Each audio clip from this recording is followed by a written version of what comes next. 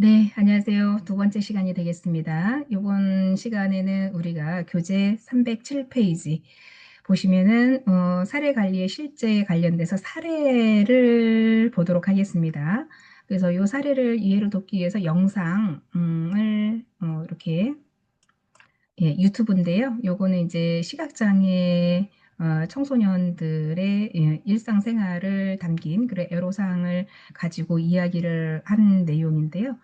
짧은 영상이니까 우리 뭐 학습에 도움이 되실 거라고 보여지고요.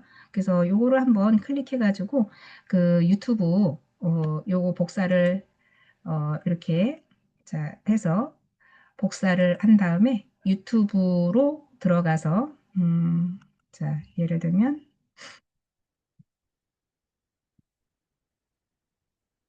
자, 유튜브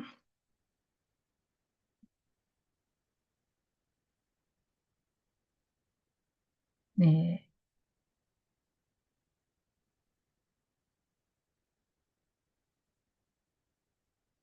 자, 유튜브 창이 나오죠? 그럼 여기에다가 복사를 집어넣어서 붙여넣기를 해서요.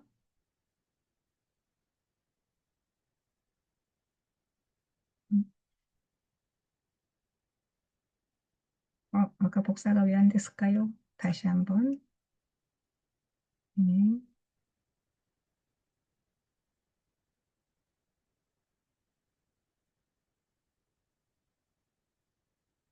복사.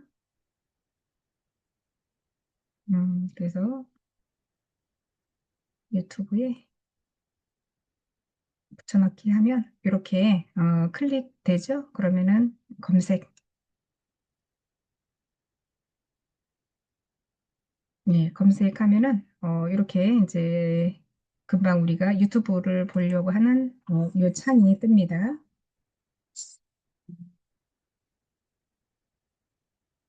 그래서 이 친구들이 이제 시각장애인인데 예, 시각장애에 관련돼서 일상생활에 있어서의 애로사항 이런 것들을 이제 이렇게 간단하게 본인들의 애로사항을 이야기하는 부분 그리고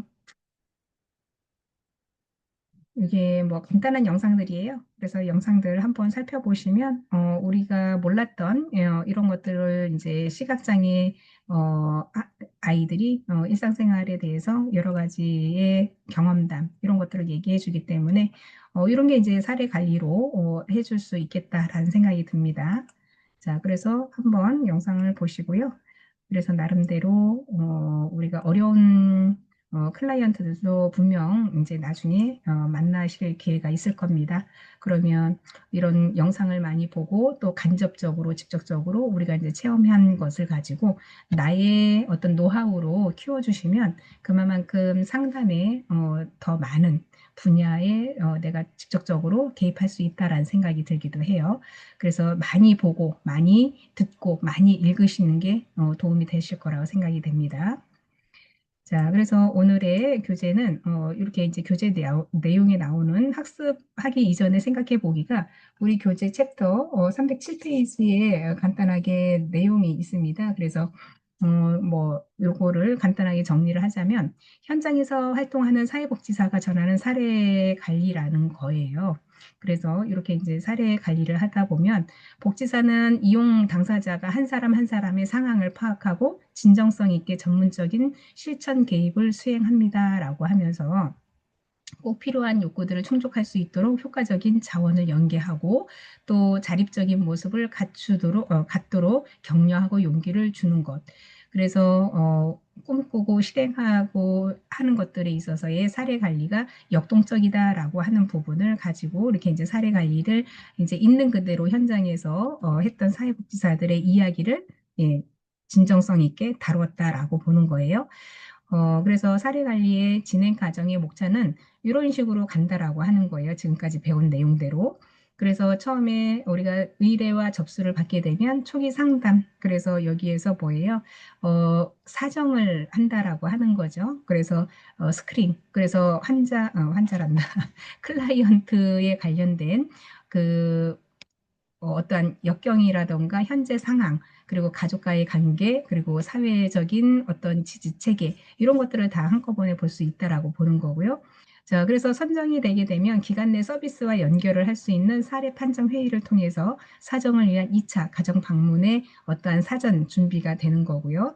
또 사전에 우리가 이제 요 사전 준비를 마무리를 했다라고 하면 사례 관리에 있어서의 어떤 욕구를 확인해야 될 거죠. 그래서 클라이언트가 가장 우선시하는 욕구가 무엇인지 욕구별로 1, 2, 3순위를 이제 정할 수 있고요. 사례 관리에 관련된 이제 개입이 필요한 부분에 있어서는 우리가 이제 대상자와 실질적으로 계약을 하는 부분이죠. 그래서 계약에 어떠한 이제 동의가 있어야 될 상황들이 있겠죠. 개인정보 동의라던가 기관에서의 어떠한 계약 조건 뭐 이런 것들이 우리가 여기 사례 관리의 동의라고 보시면 되겠습니다. 자, 그래서 사례 관리 당사자인 사람의 클라이언트와 상담사, 그래서 사회복지사들이 이제 선정이 되죠. 그래서 이렇게 서로 라포 형성을 잘 하면서 이제 실질적으로 사례 관리의 계약과 계획이 진행이 됩니다. 그리고 실행이 되면서 실행이 된다는 것은 목표를 같이 설정을 하고 거기에 따른 과제도 같이 수행을 해 가면서 이 전반적인 과제를 어떻게 다루어야 될 건지 그리고 이 목표를 달성하기까지는 어느 정도의 서로가의 노력이 필요한지 그리고 클라이언트에 대한 어떤 긍정적인 어떤 메시지 이런 것들이 있어야 되겠죠. 그래서 실행하고자 하는 목표에 따라서 이런 것들이 이제 실행 과정에 들어가게 됩니다. 계획을 다 세우고 수립과 어떠한 이제 그 상담이 이루어지는 거겠죠. 그리고 이제 평가라는 게 우리가 이제 아까도 이야기했듯이 형성 평가라고 했었죠. 중간에 한번 중간 점검을 하는 평가가 있었고, 그리고 총괄 평가라는 게 있었죠. 이런 것들을 통해서 우리가 총괄 평가, 이제 형성 평가의 중간 평가에 지금까지 이렇게 해왔는데 앞으로는 어떻게 할 것인지 그리고 지금까지 진행 과정에서 뭐가 미흡했는지 이런 거를 평가를 통해서 한다라고 하는 거죠. 중간 평가. 그러면 실질적으로 그 중간 평가에서 지금까지 했던 것이 미비했다 아니면 어떤 보완점이 더 있다라고 하면 그런 거를 좀 보완하고 수정해 가면서 예, 계속 진행을 합니다. 그리고 평가를 통해서 이제 마지막 총괄 평가를 통해서 재사정을 하면서 재계획의 준비 그리고 사례 관리자에 대한 어떠한 인계가 그러니까 내가 사회복지사로서 중간에 상담이 끝까지 가지 못하는 부분에 있어서는 사례 관리자, 다른 그 후임자한테 인계해주는 과정이 또 있었죠. 그래서 그런 거 이제 인수인계 과정이 있을 것이고 또 뭐 클라이언트가 이사를 간다거나 아니면 종결을 했을 때 어떤 부분에서의 어떤 이제 그런 것들이 계약 관계에서 끝나지 않은 상황 이런 것들이 있다라고 보는 건데 뭐 우리가 케이스마다 다 틀리니까 어떤 부분에서는 정말 상담이 잘 됐다. 어떤 부분에서는 내가 상담을 좀 진행하면서 좀 아쉬웠다라고 하는 부분도 분명히 많이 있을 겁니다.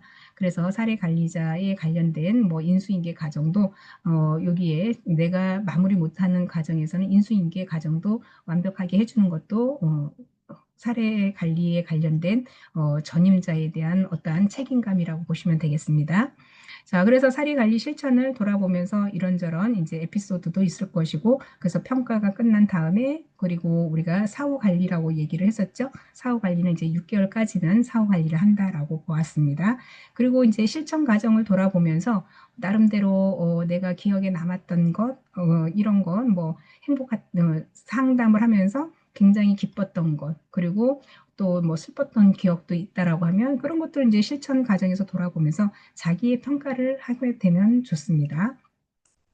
자, 그래서 이렇게 사례 관리 발견을 하게 되면 어느 기관이든 사례 관리를 이제 의뢰를 할 것이잖아요. 그래서 나는 내가 사회복지사가 이 기관에 참 마음에 드는 것 같아서 여기에다가 나 의뢰를 할 거야라고 하는 사람도 있을 것이고 아니면 다른 기관에서 의뢰로 접수가 돼서 오는 경우도 있고 그렇습니다. 근데 이제 우리가 지역 내 복지 사각지대에 관련돼서 계속 우리는 발굴을 해야 된다라는 게 하나의 이제 사회복지사의 일처럼 굳어졌거든요. 그래서 사각지대에서 그야말로 너무 이제 클라이언트가 빈곤에 처한다거나 아니면 어떤 그 여건에 있어서 굉장히 힘들어지는 사건에 있어서 주변에서 많이들 발굴을 하려고 고민들도 하고요. 그래서 이거는 이제 민간 협력이나 공공기관에서도 같이 함께 사례 관리에 있어서 통합 사례 회의들이 점점 증가하고 있습니다. 지금은 하나의 단일 사건으로만 사례를 보는 게 아니라 복합적인 부분의 사례가 굉장히 빈번히 많이 발생한다라고 하는 점이 지금의 사례 관리자들의 예시라고 보시면 되겠습니다. 그래서 많은 사례 관리자들은 사례 관리를 하면서 이 사례는 다른 기관에서 사례 관리하는 것이 더 긍정적이다라고 효과적이라고 보는 것도 있을 것이고, 그래서 이제 복합적인 사례 회의를 진행한다는 게 하나의 사건으로만 가지고 한 기관에서 다 못한다라고 하면 복합적인 부분을 가지고 있으면 예, 이 복합적인 부분을 우리가 거시적인 측면에서는 공공기관이든 민간기관이든 통합으로 가고 싶어 하잖아요. 그러다 보니까 점점 그러한 욕구는 더 증대되고 있다라고 볼 수 있겠습니다. 그래서 여기서 보듯이 사례 관리가 필요한 복지 서비스 이용 당사자는 한 가지 욕구와 당면 과제를 가지고 있지 않다라고 하는 겁니다. 그래서 여러 욕구가 얽히고 설키고 있기 때문에 가시적인 측면에서의 상담이 아니라 어떠한 특성이 가장 큰 문제인 줄 알았는데 그렇지 않은 경우도 적지 않다. 그래서 비가시적인 문제가 더 심각한 경우도 적지 않다. 그래서 우리가 큰 문제가 아니라고 생각했는데 점점 들어가 보니 문제가 심각하네라고 생각하는 의뢰도 많이 있다라고 하는 부분이 있습니다. 복합적인 부분으로. 자, 그래서 우리가 지역에 관련된 어떠한 기관 협력이 필요한 거고요. 그래서 어떤 기관에서 사례 관리하는 것이 맞다라고 정답은 없고 대부분 사례 관리자들은 본인이 소속 기관에 상관없이 지역 내 자원을 총체적으로 끌어들여서 사례 관리를 하기 때문에 어떻게든 진행이 될 수밖에 없는 것이고 소속 기관의 어떤 강점이나 자원을 활용하는데 계속 아쉬움이 따를 뿐이다라고 하는데 이런 자원이 풍부하면 좋은데 그렇지 않은 부분에 있어서는 우리는 이제 자원이라는 게 뭐 인적 자원도 있고요, 물적 자원도 있습니다. 자원 중에는. 근데 이제 일적 자원이 풍부한 곳이 있는 부분에 있으면 좋은데 그렇지 않는 경우도 있다라고 하는 거죠. 또 물적 자원이라 하는 것은 예를 들면 물적의 지원을 받아야 하는데도 이 지원이 많지가 않은 경우도 있겠죠. 자, 그래서 이런 것들이 서로가 그 지역 사회에서 그 공공기관이든 민간기관이든 서로가 이렇게 공유할 수 있는 부분 이런 게 있으면 굉장히 좀 사례 관리자로서는 도움이 된다라고 하는 거죠. 자, 그래서 경제적인 이유로 내 가족에 있어서의 어려움을 겪고 있는 장애인 가족이라고 하여 장애인 복지기관으로 연계되었다라고 하는 거 있잖아요. 꼭 장애인이 장애인 복지관으로만 갈 이유는 없습니다. 그래서 이제 제가 그 상담이라고 하는 것도 요즘에 많이 생겼기 때문에 장애인은 뭐 장애인만 봐야 되는 법이라는 건 없죠. 그래서 요즘에는 지역사회에서 통합으로 많이 연계하고 있다라고 알고 계시면 될 것 같고요. 그래서 공공기관, 그래서 연계기관에서 당사자의 동의를 받아서 복지관으로 의뢰해서 뭐 발주를 주는 경우도 있고요. 그렇지 않으면 상담만 뭐 하겠다라고 하면 현지 자료조사를 통해서 뭐 참여 관찰이라던가 당사자 가정으로 진행하는 것도 상당 부분 계획을 하고 있다라고 보는 거죠. 그래서 장애복지관으로 의뢰한다라는 거는 그야말로 장애복지관에서 좀 더 효율적인 서비스를 받을 수 있을 필요가 있다라고 하면 장애복지관을 이용하는 것도 괜찮은 거죠. 왜냐하면 장애인 복지관에서는 전용 장애인을 위한 복지관이다 보니까 그만큼 더 그 서비스 측면에서 전문적인 서비스를 받을 수 있다라고 하는 거죠. 근데 우리 동네에서 장애인 복지관을 가려면 뭐 1시간 이상 가야 된다라고 하면 비효율적인 거죠. 그렇다고 하면 굳이 장애인 복지까지 1시간까지 차 타고 왕복 2시간을 갈 만한 여력이 없다라고 하면 그거는 뭐예요? 그냥 가까운 이렇게 통합 뭐 지원센터에서 지원을 받아도 된다라고 하는 거죠. 그래서 효율적인 측면에서 보자라고 하는 겁니다. 자, 그래서 여기에서 보시면 우리가 이제 낯선 관계에서 누구와 함께 어디서 어떻게 사회복지사의 민감성이라고 하는 주제를 가지고 본 가정에서 초기 상담은 낮 시간에 혼자 계신 여성 장애인 가정에 방문하는 것으로 통합 사례의 회의를 참석했던 여성 사회복지사가 의뢰 기간을 실무자와 동행해서 가정 방문을 진행하게 되었다. 자, 당사자가 이미 알고 있는 사람, 그래서 의뢰 기간의 실무자라고 하는 거예요. 그래서 알고 있던 사람과 방문은 사회복지사의 첫 만남의 어색함을 감소시켜 주었다라고 하는 것이고요. 가정 방문을 통해서 당사자의 면담뿐 아니라 관찰과 현지 조사의 목적을 가지고 있기 때문에 이 상황인 자체는 민감하게 체크되었다라고 하는데, 가정 방문에서 가장 단점은 뭐예요? 클라이언트 입장에서는 내가 살고 있는 가정을 오픈을 해야 되잖아요. 그러니까 나의 민낯을 다 보이게 되니까 가정 방문은 사실 많은 클라이언트들이 별로 좋아하지 않습니다. 왜냐하면 어, 내가 살고 있는데, 내가 지저분하게 살고 있었는데 누가 방문한다라고 하면 막 집을 치워야 되잖아요. 그러다 보니까 가정 방문은 썩 클라이언트들도 좋아하지 않는다. 그런데 이제 그 전에 내가 일면식이 있고 어떤 이제 그 친분이 있다라고 하면 뭐 그냥 못 보여줄 건 없으니까 뭐 편하게 생각하는 경우도 있고요. 그래서 민감하게 생각하는 부분도 있고, 또 반대로 사회복지사인 상담자가 가정 방문을 갔을 때는 그 상담자만 보는 게 아니라 그 가정의 생활 환경을 전반적으로 싹 스크린을 하죠. 그래서 이 집에 살고 있는 사람은 대략 누구인 것 같다. 그리고 생활에 관련된 내용을 이제 조금 눈으로 대충 파악을 하는 거죠. 그래서 이런 관찰, 현지 관찰의 목적은 현지 방문, 가정 방문이 상담사로서는 굉장히 민감하게 자세하게 체크가 된다라고 하는 거죠. 자, 그래서 우리가 가면은 그렇잖아요. 딱 대문에 들어가서 현관문을 딱 열었을 때 얼마나 잘 정돈되어 있는지, 집게 가구는 얼마나 어느 정도 수준인지 한눈에 다 볼 수 있죠. 자, 그래서 이런 것들이 파악이 빠르다라고 하는 겁니다. 그래서 상담 그 클라이언트에 대해서 직접적으로 눈으로 파악하다 보니까 굉장히 현실적으로 상담에는 도움이 됩니다. 이런 것들이. 자, 초기 상담할 때 경계해야 할 자세는 당사자가 이야기하는 것 이상을 보고 듣고 느끼면서 민감성을 갖게 되죠. 그래서 그 이상을 상상하지 않는 것이 중요하다. 그래서 상담 초기에서는 심층적인 사정이 되지 않기 때문에 가족에 대해서 잘 모르는 경우가 많기도 하죠. 그래서 의뢰받은 상황과 현지 초기 상담에서 나타난 상황들의 차이가 있을 수 있는데, 그 이유는 모두가 우리가 그 사정을 통해서 확인하면 되는 것이고, 초기 상담에 있어서 확보하는 일부의 정보는 복지 서비스 이용 당사자의 가족을 판단하지 않는 것이 중요하다라고 하는 얘기예요. 그래서 어떤 주관적인 판단을 쉽게 하면 안 된다라고 하는 거예요. 그래서 그 주관적인 판단이 쉽게 되게 되면 우리가 벌써 어때요? 대상자를 그 한 기준으로 봤을 때, 아, 이거 아니면 이거다라고 생각을 하는 거죠. 그래서 판단은 함부로 하지 않는다. 객관적인 판단을 통해서 하자라고 하는 것이죠. 자, 그래서 또 여기를 보시면 비자발적이면서 당사자와 관계 맺기나 당사자 개인 정보에 대한 존중이라고 이야기를 하는데, 이게 이제 바로 개인 정보에 대한 동의라고 생각을 하시면 되겠습니다.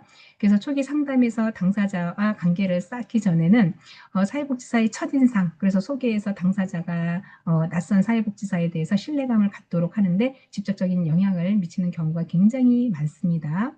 그래서 우리는 대인관계에 있어서 첫 만남에 3초면 벌써 저 사람이 나에게 호감형인지 비호감인지 우리는 벌써 첫인상에 3초에서 5초면은 다 누구든 이 판가름이 난다라고 해요. 그래서 우리가 그 언어적인 대화에서도 언어와 비언어적인 소통에 있어서 비언어적인 소통, 그래서 거의 82%를 좌우한다라고 하잖아요. 말을 하지 않아도 그 사람을 딱 보자마자 판단할 수 있는 근거. 그래서 우리는 굉장히 첫 인상이 중요한 만큼 굉장히 판단이 빠르다라고 하는 거예요. 자, 그래서 이런 것들을 이제 상담에 있어서의 판단은 그야말로 이제 주관적이기 때문에 이런 거는 이제 내 주관적인 내용을 기재를 하게 되면 문제가 심각해진다. 그래서 우리는 직접적으로 객관적인 판단을 해야 될 수밖에 없는 거죠. 프로그램 이렇게 진행을 하면서. 자, 그러다 보니까 우리가 사회복지사는 내가 어떠한 편향성이 있다 하더라도 상담 과정에서는 객관성을 굉장히 유지를 잘 해야 된다라고 할 수 있습니다. 자, 그래서 우리가 첫 만남에서 이렇게 낯선 환경에서의 신뢰 관계를 쌓는 거는 사실 무척 힘들고, 그래서 두 번, 세 번 만나야 이제 공감이 되면서 마음의 문을 좀 열고 있습니다. 자, 그래서 처음에는 간단히 소개를 마친 후에 어머니에게 뭐 개인정보 동의에 대한 수집에 대한 동의를 구하고, 또 시각장애 1급일 경우에는 글씨를 볼 수 없죠. 그래서 동의서 내용을 읽어주면서 진행하는 것이 바람직하다라고 보는 거고요. 자, 그래서 우리가 초기 면접에 스크린이라고 얘기했었잖아요. 그래서 소개와 개인정보 활용에 대한 동의를 마치면 자연스럽게 초기 상담에 대한 본연의 어떤 목적을 위해서 노력해 가야 되는데, 비자발적인 상담이었을 때는 구태여 자발적으로 계속 말을 하지는 않습니다. 그래서 물어보는 것만 단답형으로 이야기를 하지, 어, 내가 자발적으로 신청을 했다라고 하면 굉장히 풍성한 내용들이 상담이 내용이 진행이 될 텐데, 비자발적인 상담은 그래서 경계를 한다라고 하는 거죠. 그래서 이런 비자발적인 상담에 있어서는 굉장히 애로사항이 많은데, 결국에는 우리가 소통을 통해서 공감을 통해서 이제 계속 만남이 진행되면서 라포 형성이 되게 되면 이런 부분이 이제 자연스럽게 변해가는 그 시간이 있다라고 하는 거죠. 자, 그래서 이렇게 경계심을 가지고 뭐 자연스럽게 현재 상황에 대한 말씀을 해주게 되면 좋은데, 그렇지가 않다라고 하는 거죠. 처음부터는. 자, 중증 장애인이 지원받을 수 있는 공공, 민간 영역에서의 사회복지 서비스들이 충분히 많이 있죠. 근데도 우리가 그 대상자들은 정보가 없어서 그 어떠한 서비스 혜택을 못 받는다거나 이런 것들이 많이 있습니다. 그래서 복지 서비스에 있어서 다양한 정보들을 알려드릴 수 있으면 굉장히 활용도가 좋겠죠.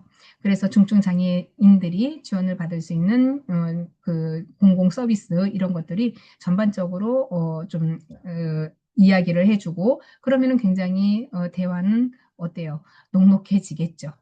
자, 그래서 사회복지사들은 복지 서비스를 하기 이전에 복지에 대한 정책, 복지에 대한 정보 이런 것들을 미리 많이 숙지를 해놔야 됩니다. 그래서 제가 조금 전에 이야기했듯이 다양한 사례 영상도 보고, 그리고 다양한 주변의 현장에서의 어떤 경험, 사례 관리들을 많이 읽으면서 그거를 내재화시켜서 내 거화로 만들어야 이렇게 우리가 복지 서비스를 할 때 활용하는 것이 굉장히 그게 굉장히 도움이 많이 된다라고 하는 거예요. 그래서 내가 전혀 사회복지에 관련된 정책도 모르고 사회복지에 관련된 어떠한 그 소식도 모르고 하면 전달을 해줘야 되는 입장에서 뭐 전달할 게 없거든요.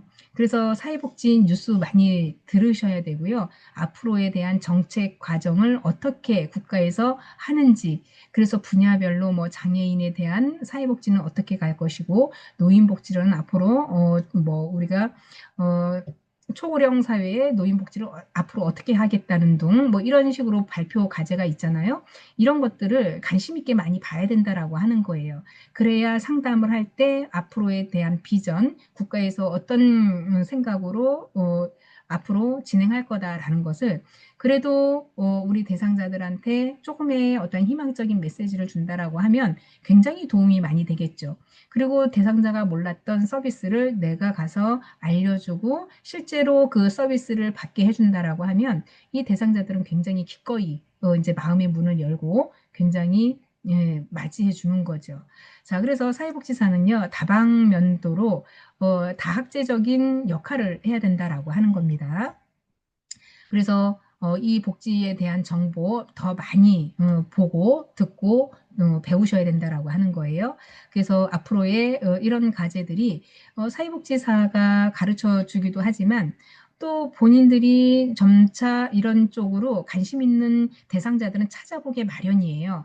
그러면 사회복지사가 몰라서 대답을 못한다라고 하면 어때요? 무시당하는 생각이 들겠죠. 그런 생각이 들지 않도록 그래서 이런 상담의 박식한 부분을 가지고 상담할 수 있게끔 그런 것들도 노력을 우리 사회복지사는 해야 된다라고 하는 겁니다. 그래서 이런 사회복지사들은 초기 상담 과정에서 복지 정보와 자원 활용 능력에 대해서 취약한 분들에게 특별히 관심을 기울이게 되는 것 이런 것들이 필요하다라고 하는 거죠.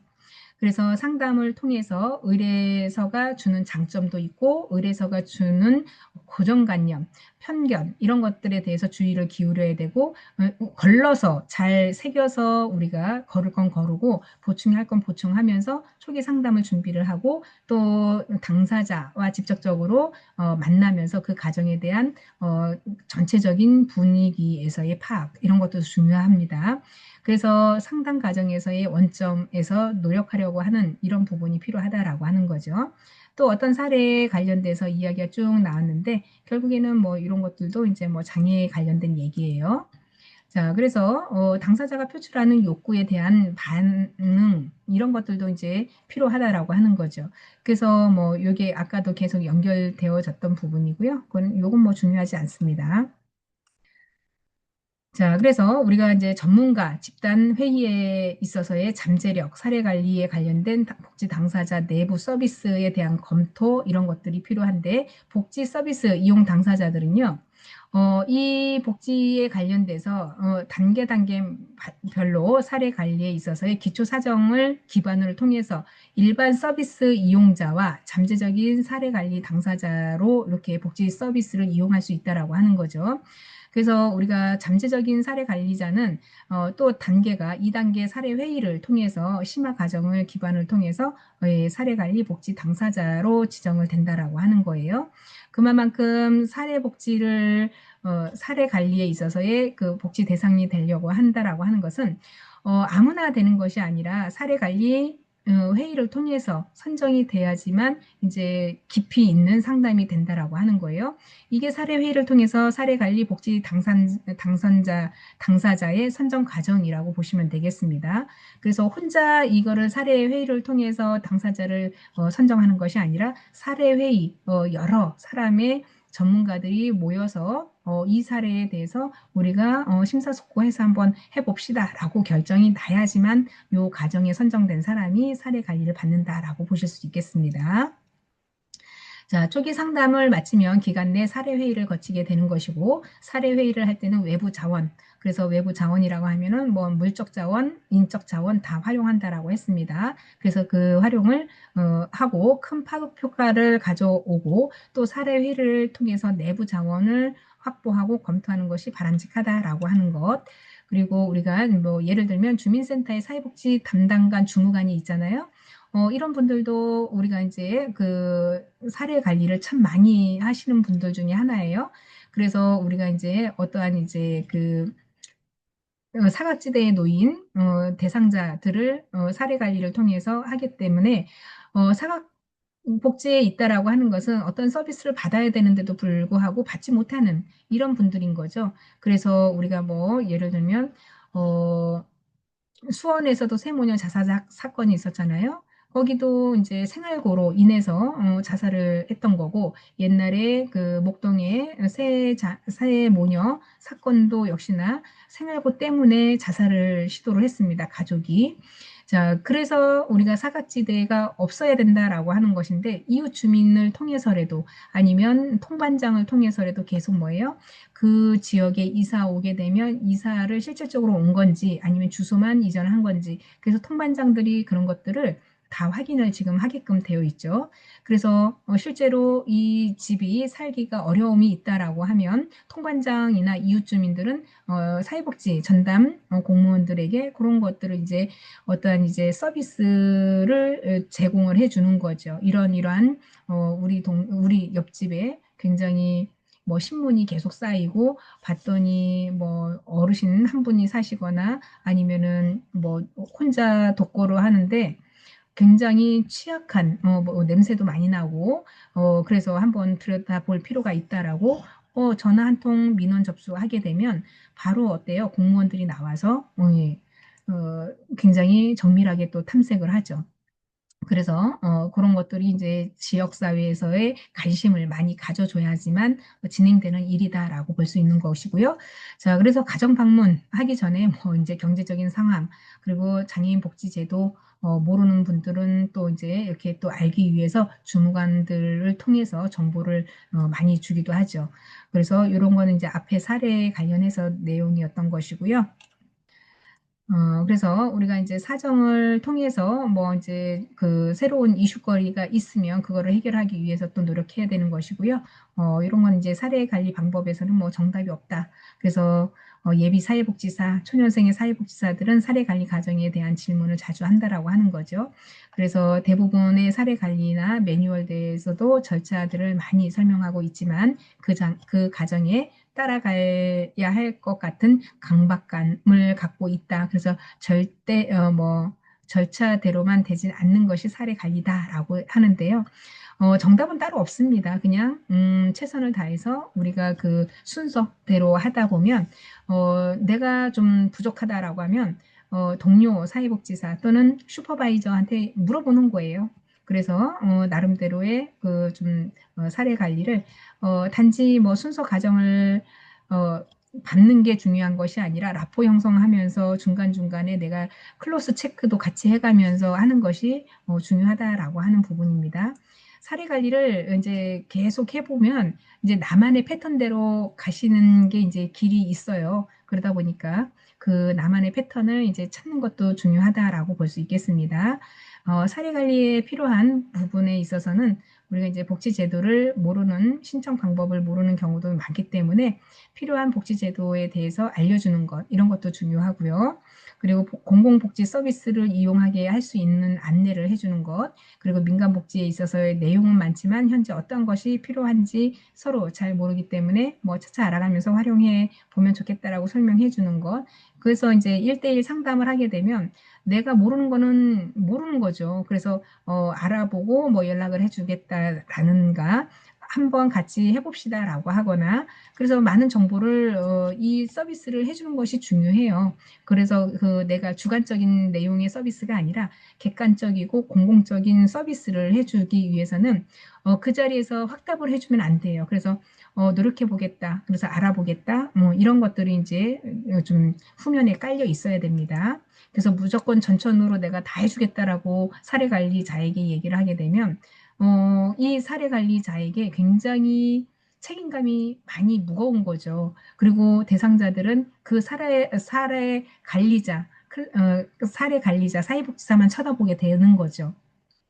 그래서 모든 게 다 사회복지사가 이루어질 수는 없기 때문에 모든 거를 다 본인이 책임 안고 할 필요는 없다라고 하는 거예요. 그래서 우리가 최선을 다해서 해보지만 어떠한 사회복지에 있어서는 해줄 수도 있는 부분이 충분히 역량이 되기도 하지만 안 되는 부분까지도 되게 할 수는 없는 거죠. 그래서 잘 모르는 부분은 정확하게 잘 모르니까 다음에 좀 본인이 그 정보를 알고 이 말씀을 전달해 주겠다라는 식으로 이야기를 해야 되겠죠. 자, 요것도 아까 뭐 사례에 관련된 내용이었고요.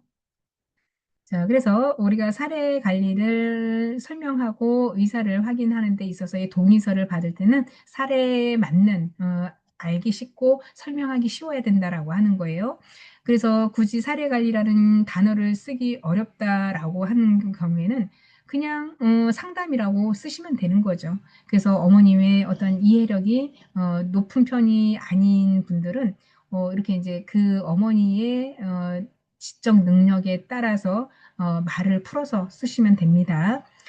그리고 우리 복지관을 이용하는 방법은 이제 뭐 예를 들면 이렇게 크게 두 가지가 있는데요 라고 하면서 어머니의 입장에서 알아듣기 쉽게 설명을 해주면 될 것 같습니다. 그래서 대상자가 우선이기 때문에 내가 뭐 유능하고 영어를 유창하게 잘 쓴다고 해서 훌륭한 사회복지사는 아닙니다. 그래서 대상자에 맞는 언어로 표현하는 것이 가장 현명하고 지혜로운 사회복지사가 되는 거죠. 자, 그래서 사회복지사가 전하는 현장에서의 일반적인 사회복지사의 차이는 무엇이냐라고 하는 것인데요. 사회복지 서비스를 기성복이라 한다면 사례관리는 맞춤복이라고 예, 이 말이 딱 맞네요. 그렇죠? 자, 그래서 기성복은 뭐 누가 입었을 때도 괜찮지만 점점 우리 그 대상자들은 일대일 케어, 맞춤형 서비스를 원하고 있죠. 시대의 변함에 있어서. 그래서 이제 여기에다가 이제 맞춤복이라고 했던 것 같은데요. 요 사회복지사 사례 관리와 사회복지 서비스의 차이가 그렇다라고 이렇게 예를 들어서 설명을 하니까 굉장히 확 와닿죠. 자, 그래서 사례 관리는 이렇게 대상자의 편안하게 상담을 할 수 있는 그런 내용으로 상담을 하시면 되겠습니다.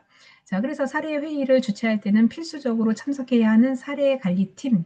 이 관리팀에서는 여러 사람이 있다라고 하는 거예요. 사회복지사, 슈퍼바이저, 그리고 이제 뭐 회의 참석에 요청할 것인지 관리에 관련된 사례 관리에 중요한 관건이 있는 사람들, 협력하기 위해서 필요한 거죠. 예를 들어서 뭐 지역 내에 사례관리팀이라고 하면 지역사회 어떤 구성원, 그래서 인사, 그래서 예를 들면 뭐 통반장도 사례관리팀에 들어올 수도 있고요. 사회복지사는 당연히 들어가고요. 담당 사회복지사. 그리고 슈퍼바이저, 나의 위에 사회복지사인 거죠. 그래서 이제 노련한 전문 사회복지사라고 이야기할 수 있고, 그리고 기관장, 그리고 또 뭐 각종 뭐 간호팀, 요양팀, 뭐 이렇게 각각의 부서의 팀장들이 같이 사회 회의를 같이 주관하는 거죠.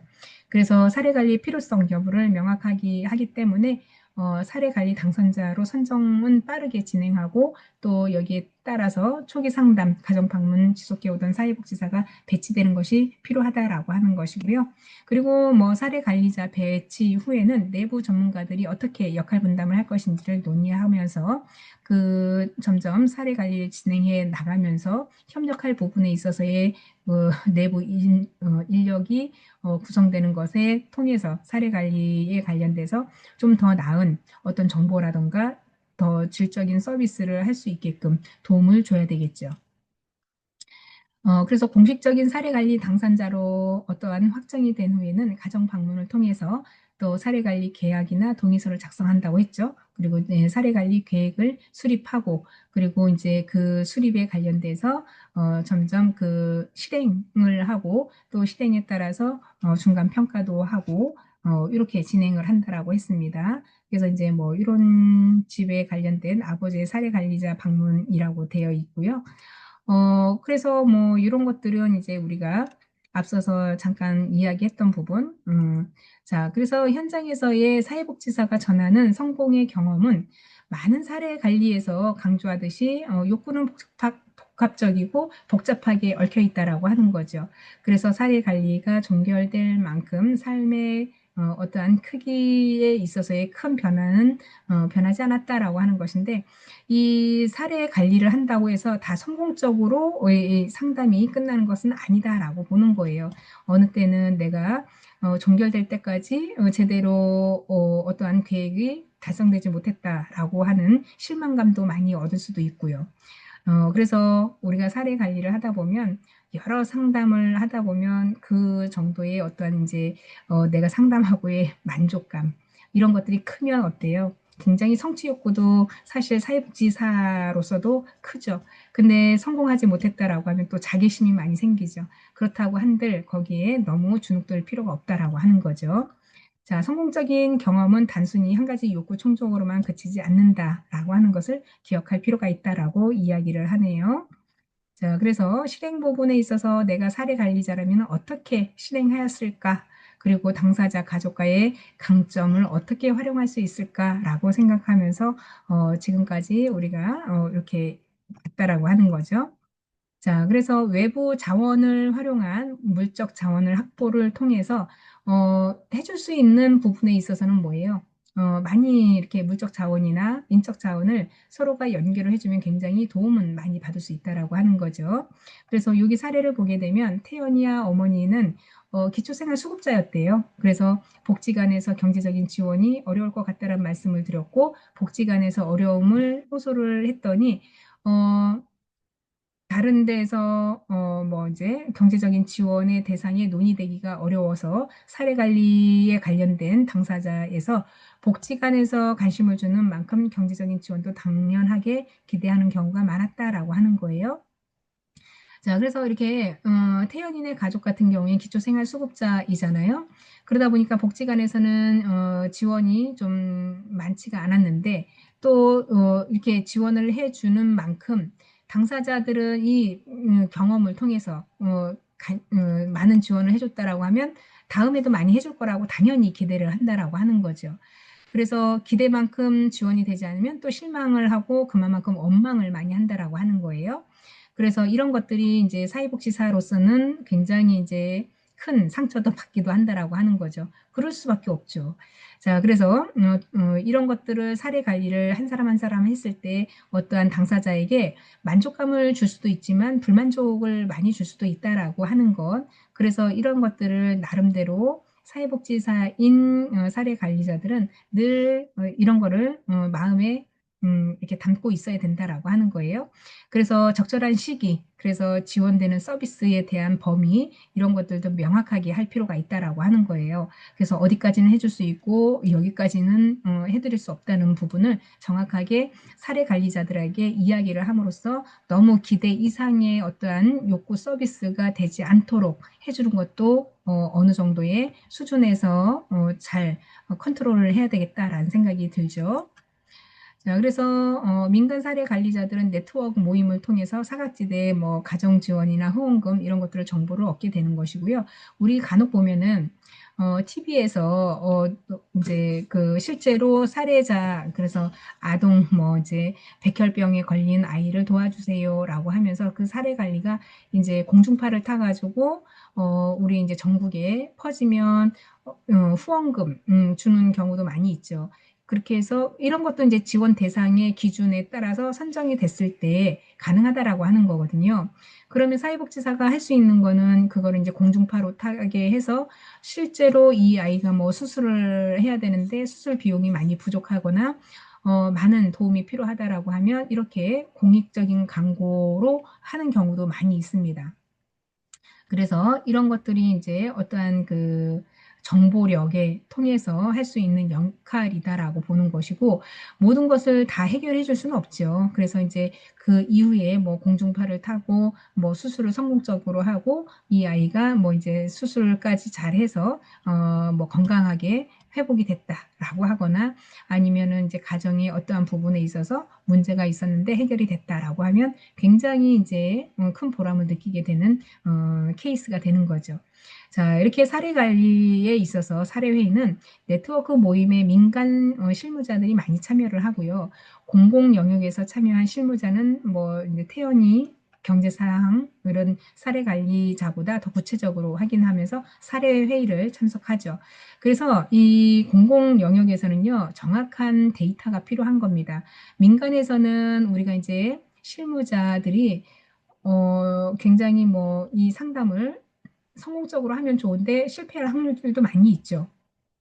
그래서 민간에서는 뭐 크게 문제가 되지는 않지만 공공 영역에서 어떠한 지원을 받았다라고 하면 굉장히 일지를 그 회의 일지도 꼼꼼하게 써야 되고요.